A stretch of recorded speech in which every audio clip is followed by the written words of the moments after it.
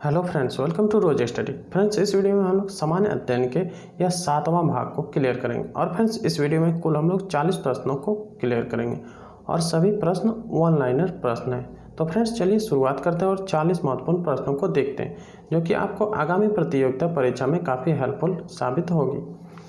तो फ्रेंड्स, शुरुआत करने से पहले आप लोगों से रिक्वेस्ट है, जो भी चैनल पर नए हैं चैनल को अवश्य सब्सक्राइब करें, साथ ही साथ बेल आइकन को भी प्रेस करें। इससे आपको आने वाले सभी वीडियो का नोटिफिकेशन मिलता रहेगा। और फ्रेंड्स, अगर अच्छा लगे तो लाइक करें, दोस्तों के साथ शेयर करें और साथ ही साथ कमेंट करके बताएं आपको वीडियो कैसा लगा। और फ्रेंड्स, यह हमारा टेलीग्राम का लिंक है जहां से आप जुड़ करके वीडियो भी प्राप्त कर सकते हैं और PDF भी आसानी पूर्वक डाउनलोड कर सकते हैं। और फ्रेंड्स, इस वीडियो का डिस्क्रिप्शन बॉक्स में इसका आपको PDF का लिंक मिल जाएगा, वहाँ से आप डायरेक्ट डाउनलोड कर सकते हैं। अब फ्रेंड्स, चलिए महत्वपूर्ण प्रश्नों को देख लेते हैं। पहला क्वेश्चन है, कुरोसावा ने अपनी स्वतंत्रता की घोषणा किस देश से की? कुरोसावा ने अपनी स्वतंत्रता की घोषणा सर्बिया देश से किया था। क्लियर है। अगला प्रश्न है, शुंग वंश के देवभूति की हत्या कर किसने कण्व वंश की स्थापना किया था? शुंग वंश की देवभूति की हत्या कर वासुदेव ने कण्व वंश की स्थापना किया था। अगला प्रश्न है, किस प्रकार के बैंक भारत में कृषि शाखा के संस्थागत स्रोतों में प्रथम स्थान पर है? वह बैंक है फ्रेंड्स वाणिज्यिक बैंक। वाणिज्यिक बैंक भारत में कृषि शाखा के संस्थागत स्रोतों में पहले स्थान पर है। क्लियर है। अगला प्रश्न है, चावल के लिए कौन सी शैवाल का जैव उर्वरक का प्रयोग लाभकारी होता है? सभी इसमें मिश्रित प्रश्न है फ्रेंड्स। चावल के लिए नील हरित शैवाल जैव उर्वरक का प्रयोग लाभकारी होता है इसमें। ठीक है, नील हरित शैवाल का। अगला है, विश्व में मूंगफली का सर्वाधिक उत्पादक देश कौन सा है? विश्व में मूंगफली का सर्वाधिक उत्पादक देश है फ्रेंड्स भारत। भारत देश में सबसे ज़्यादा मूंगफली का उत्पादन होता है। अगला है, ऑस्ट्रेलिया की पहली महिला प्रधानमंत्री कौन बनी थी? ऑस्ट्रेलिया की पहली महिला प्रधानमंत्री बनी थी जूलिया गिलार्ड। अगला प्रश्न है, रामायण महाभारत और मनुस्मृति की रचना किस काल में हुई थी? रामायण महाभारत और मनुस्मृति की रचना शुंग काल में हुआ था। कौन से काल में? शुंग काल में हुआ था। क्या क्या? रामायण महाभारत और मनुस्मृति की रचना। क्लियर है। अगला प्रश्न है, जस्ता धातु का निष्कर्षण मुख्यतः किस अयस्क से किया जाता है? जस्ता धातु का निष्कर्षण मुख्यतः जिंक लैंड के द्वारा किया जाता है। क्लियर है। अगला प्रश्न है, उच्च न्यायालय के मुख्य न्यायाधीशों की नियुक्ति कौन करता है? उच्च न्यायालयों के मुख्य न्यायाधीशों की नियुक्ति करते हैं राष्ट्रपति। अगला प्रश्न है, सूर्य से प्रति सेकंड कितनी जूल ऊर्जा निकलती है? सूर्य से प्रति सेकंड 3.86 × 10⁻26 जूल प्रति सेकंड ऊर्जा निकलती है। अगला प्रश्न है, सुप्रीम पीपुल्स कोर्ट किस देश का उच्चतम न्यायालय है? सुप्रीम पीपुल्स कोर्ट चीन देश का उच्चतम न्यायालय है। कौन सा देश का? चीन का। अगला है, असहयोग आंदोलन के दौरान किस प्रांत के चाय बागान के मजदूरों ने अपने वेतन की बढ़ोतरी की मांग शुरू की? असहयोग आंदोलन के दौरान आसाम के चाय बागान के मजदूरों ने अपने वेतन की बढ़ोतरी की मांग शुरू किया था। अगला प्रश्न है फ्रेंड्स, RBI द्वारा IDBI को कब एक अनुसूचित बैंक बना दिया गया? RBI द्वारा IDBI को 11 अक्टूबर 2004 को एक अनुसूचित बैंक बना दिया गया। कब बना दिया गया? 11 अक्टूबर 2004 को। ठीक है। और फ्रेंड्स, IDBI का फुल फॉर्म क्या होता है? Industrial development bank of India इसका फुल फॉर्म होता है। ठीक है, आगे देखते हैं। वर्ष 2015 के वर्ल्ड क्रिकेट कहाँ आयोजित किए गए थे? वर्ष 2015 के वर्ल्ड क्रिकेट आयोजित ऑस्ट्रेलिया तथा न्यूजीलैंड में किया गया था। और फ्रेंड्स, यह विश्व कप न्यूजीलैंड और ऑस्ट्रेलिया में खेला गया था, जिसका पहला मैच 14 फरवरी को और अंतिम मैच 29 मार्च को हुआ था। ठीक है। अगला प्रश्न है, भारत में सर्वाधिक तिलहन उत्पादक राज्य कौन सा है? भारत में सर्वाधिक तिलहन उत्पादक राज्य है फ्रेंड्स मध्य प्रदेश। और इसमें थोड़ा सा जानकारी के लिए आपको बता दें, सरसों रबी की फसल है, जबकि मूंगफली और सोयाबीन खरीफ ऋतु की फसल है। भारत में तिलहन फसलों में सर्वाधिक उत्पादन सोयाबीन का होता है तथा इसके बाद मूंगफली का होता है, और तिलहन जो है उत्पादन में मध्य प्रदेश सबसे अग्रणी राज्य है। अगला प्रश्न है, अकबर के नवरत्नों में से एक अबुल फजल का जन्म कहाँ हुआ था? अकबर के नवरत्नों में से एक अबुल फजल का जन्म नागौर, और नागौर यह है राजस्थान में हुआ था। ठीक है, अगला प्रश्न देखते हैं। अगला है, कांग्रेस के किस अधिवेशन में पूर्ण स्वराज को भारतीय राष्ट्रीय कांग्रेस ने अपना लक्ष्य घोषित किया था? कांग्रेस के 1929 के लाहौर अधिवेशन में पूर्ण स्वराज को भारतीय राष्ट्रीय कांग्रेस ने, किसने किया था फ्रेंड्स? भारतीय राष्ट्रीय कांग्रेस ने अपना लक्ष्य घोषित किया था। ठीक है, 2 क्वेश्चन इससे अराइज हो रहा है, आप लोग अपने से भी देख लीजिएगा। अगला प्रश्न है, मुर्गियों की सबसे भयंकर बीमारी क्या कहलाती है? मुर्गियों की सबसे भयंकर बीमारी कहलाती है रानीखेत, यह एक बीमारी है। अगला है, विधि के प्रश्न पर भारतीय सर्वोच्च न्यायालय से परामर्श लेने का अधिकार किसको है? विधि के प्रश्न पर भारतीय सर्वोच्च न्यायालय से परामर्श लेने का अधिकार राष्ट्रपति को है। किसे है? राष्ट्रपति को। अगला है, पीतल का बर्तन किन अवयवों द्वारा बनता है? पीतल का बर्तन कॉपर और जिंक के द्वारा बनाया जाता है। अगला है, सूचना का अधिकार कानून किस वर्ष लागू हुआ था? सूचना का अधिकार कानून 12 अक्टूबर 2005 को लागू हुआ था। और फ्रेंड्स इसमें थोड़ी सी जानकारी के लिए आपको बता दें कि 15 जून 2005 को इसे अधिनियमित किया गया और पूर्णतः इसे 12 अक्टूबर 2005 को संपूर्ण धाराओं के साथ लागू कर दिया गया। कब लागू किया गया? 12 अक्टूबर 2005 को इसे संपूर्ण धाराओं के साथ लागू कर दिया गया। सूचना का अधिकार अर्थात राइट टू इन्फॉर्मेशन जिसे हम लोग बोलते हैं, सूचना का अधिकार का तात्पर्य है कि सूचना पाने का अधिकार।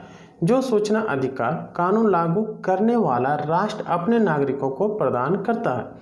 सूचना अधिकार के द्वारा राष्ट्र अपने नागरिकों को अपने कार्यों को और शासन प्रणाली को सार्वजनिक करता है। क्लियर है? अगला प्रश्न देखते हैं। अगला है, 15 अगस्त 1947 को यानी जिस समय भारत को आज़ादी मिली उस समय कांग्रेस के कौन अध्यक्ष थे? कांग्रेस के अध्यक्ष उस समय थे फ्रेंड्स JB कृपलानी। और फ्रेंड्स इसमें थोड़ी सी जानकारी के लिए बता देते कि कांग्रेस के तौर पर उस समय जवाहरलाल नेहरू ने 1929 में पहली बार ब्रिटेनी सरकार से पूर्ण स्वराज की अपील किया था और स्वतंत्रता दिवस 26 जनवरी को मनाने का भी घोषणा किया था। और फिर इसमें और एक क्वेश्चन अराइज होता है कि JB कृपलानी का पूरा नाम क्या है? तो इनका JB कृपलानी का पूरा नाम है जीवत राम भगवान दास कृपलानी था इसका नाम। और इनका जन्म 11 नवंबर 1888 को हुआ था और हिंदू परिवार में ही हुआ था। और इनका हैदराबाद के सिंध इलाके में हुआ था। कहाँ हुआ था? हैदराबाद के सिंध इलाके में हुआ था। इनके पिता का नाम काका भगवान दास था। इनके पिताजी एक राजस्व और न्यायिक अधिकारी भी थे। क्लियर है? आगे देखते हैं, IDBI में भारत सरकार की हिस्सेदारी कितना प्रतिशत है? IDBI में भारत सरकार की हिस्सेदारी 52.71% है। आप लोग देख लीजिएगा इस क्वेश्चन को, यह घटते और बढ़ते भी रहते हैं। अगला क्वेश्चन देखते हैं, किसे मानवतावाद का संस्थापक माना जाता है?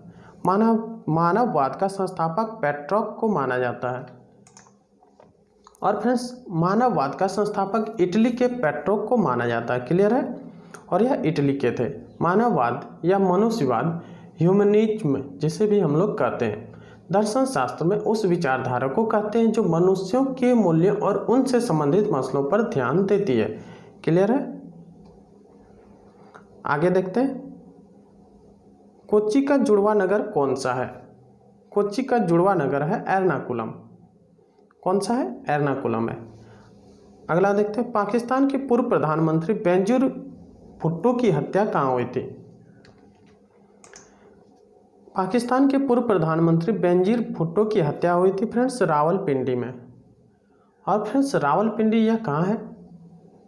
रावलपिंडी यह पंजाब में है और यह पंजाब प्रांत का एक जिला है और इसका प्रशासनिक मुख्यालय रावलपिंडी शहर है। और इसकी क्षेत्रफल फ्रेंड्स, इसका क्षेत्रफल अगर पूछे तो 5286 है। क्लियर है? अगला प्रश्न देखते हैं। प्रथम आंग्ल सिख युद्ध और द्वितीय आंग्ल सिख युद्ध के समय कौन पंजाब का शासक था? प्रथम आंग्ल सिख युद्ध और द्वितीय आंग्ल सिख युद्ध के समय दिलीप सिंह पंजाब का शासक था। क्लियर है? अगला प्रश्न देखते हैं। लिफाफे पर गोंद लगा डाक टिकट किस बल के कारण चिपकता है? लिफाफे पर गोंद लगा डाक टिकट फ्रेंड्स असंजक बल के कारण चिपकता है। किसके कारण? असंजक बल के कारण चिपकता है। क्लियर है? अगला प्रश्न देखते हैं। भारत के सर्वोच्च न्यायालय के कार्यवाहक मुख्य न्यायाधीश की नियुक्ति कौन करता है? भारत के सर्वोच्च न्यायालय के कार्यवाहक मुख्य न्यायाधीश की नियुक्ति कौन करते हैं? राष्ट्रपति करते हैं। ठीक है।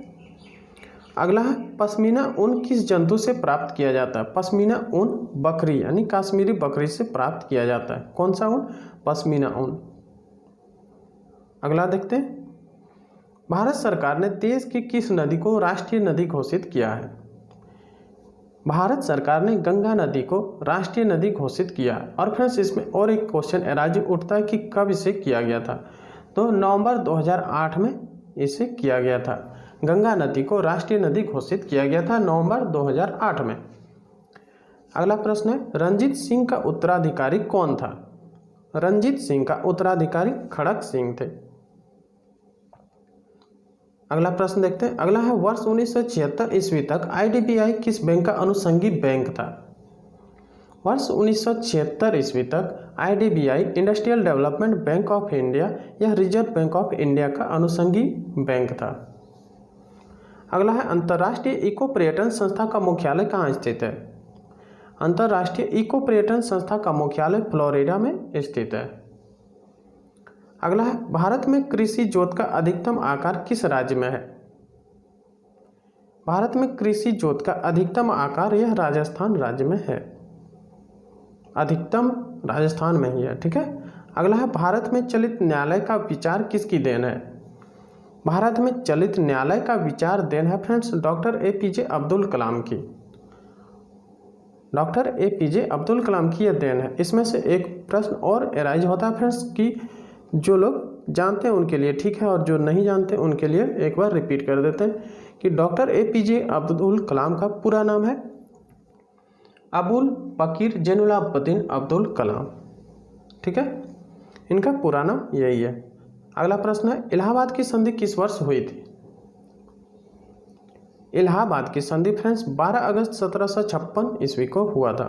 कब हुआ था? 12 अगस्त 1756 को क्या हुआ था? इलाहाबाद की संधि। अगला है, बर्तन बनाने में प्रयुक्त जर्मनी सिल्वर किसका मिश्रण है?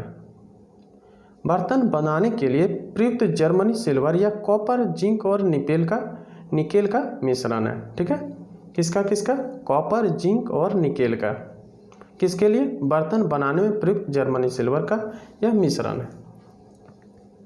अगला प्रश्न है फ्रेंड्स, भारतीय संविधान किस न्यायालय में तदर्थ न्यायाधीश की नियुक्ति की व्यवस्था करता है? भारतीय संविधान सर्वोच्च न्यायालय में तदर्थ न्यायाधीश की नियुक्ति की व्यवस्था करता है।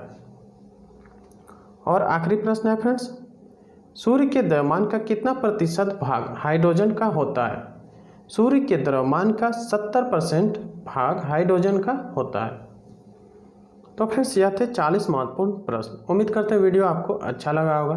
फ्रेंड्स अगर वीडियो अच्छा लगा हो तो लाइक करें, दोस्तों के साथ शेयर करें, साथ ही साथ कमेंट करके बताएं आपको वीडियो कैसा लगा।